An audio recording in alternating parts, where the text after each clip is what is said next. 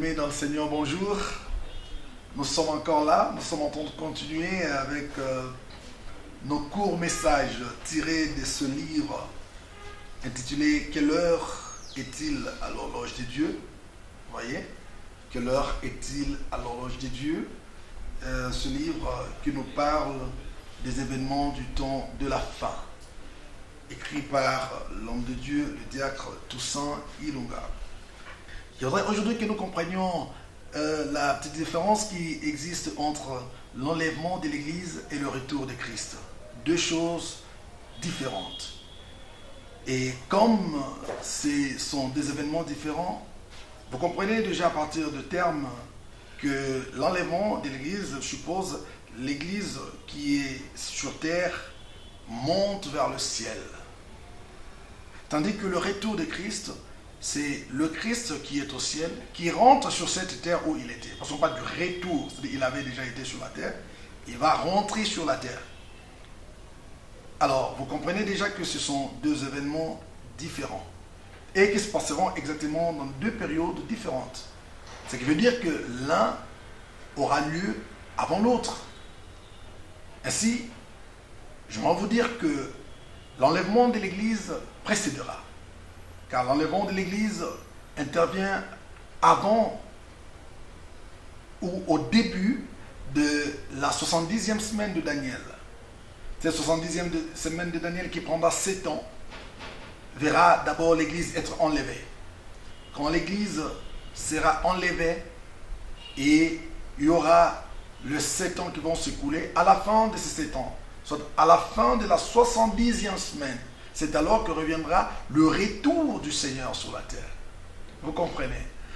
Donc, l'enlèvement précède. Qu'est-ce qui se passe? Paul nous dit dans 1 Thessaloniciens chapitre 4 que nous ne voulons pas, frères, que vous soyez ignorants au sujet de ceux qui dorment. Car si nous croyons que Christ est mort et qu'il est ressuscité, croyons aussi que Dieu ramènera avec lui et par lui tous ceux qui sont morts. Car voici ce que nous vous déclarons d'après la parole du Seigneur.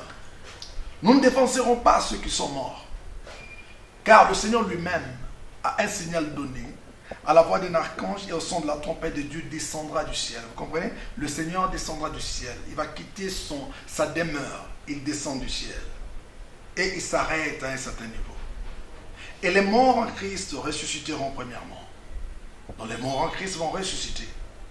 Et ensuite, nous les vivants, parce que quand Paul parlait, il croyait que lui serait vivant lors de l'enlèvement de l'Église. Malheureusement, qu'il est déjà parti.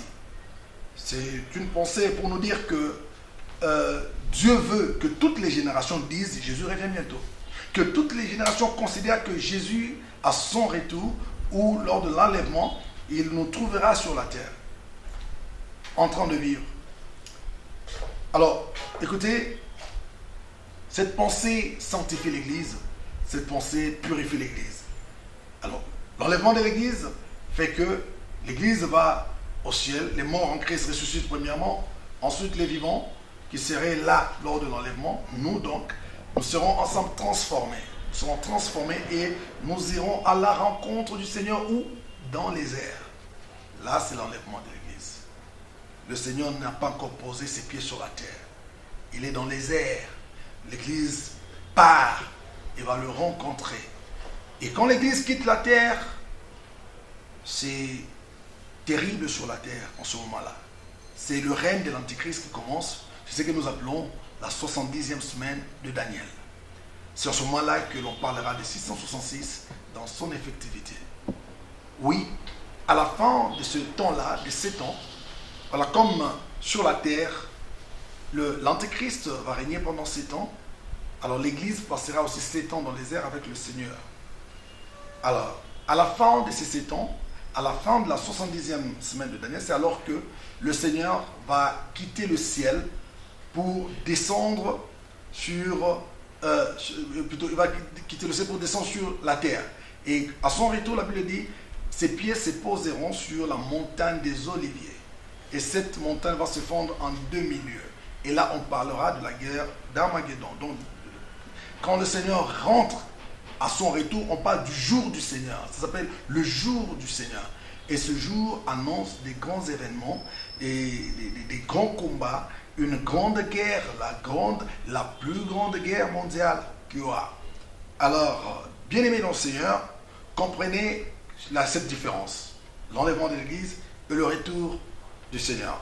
Un autre élément que nous voulions souligner, c'est que l'Église attend son enlèvement, tandis que les Juifs attendent le retour du Christ. Jésus, lors de l'enlèvement de l'Église, il vient et s'arrête dans les airs, il vient pour l'Église. Et cela ne concerne pas Israël.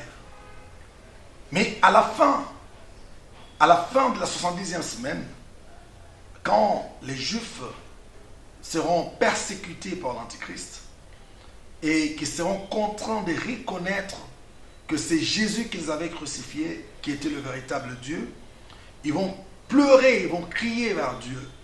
Et la parole qui dit: si mon peuple sur qui est invoqué mon nom s'humilie, prie et cherche ma face, je l'exaucerai, Dieu des cieux, je guérirai son pays, ainsi de suite. Et cette parole s'accomplira. Et c'est en ce moment-là que le Seigneur notre Dieu descendra, Jésus descendra pour délivrer Israël. Et quand il délivrera Israël, en ce moment, la Bible nous parle de la colère de Dieu qui va s'enflammer. L'Antichrist et le faux prophète seront pris et placé dans les temps des feux. Et le diable sera pris et placé dans l'abîme où il sera retenu pour 1000 ans.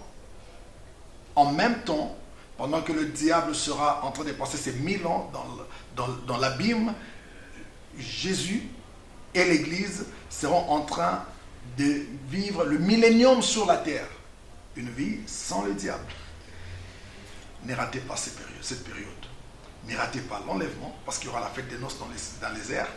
Ne ratez pas non plus le millénium. Si vous participez à l'enlèvement, certainement vous allez vivre le millénium.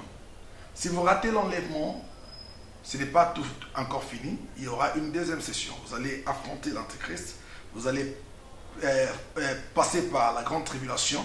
Et si vous vous maintenez dans la foi, et vous pourrez alors être sauvés pour vivre le millénium avec l'Église que nous sommes.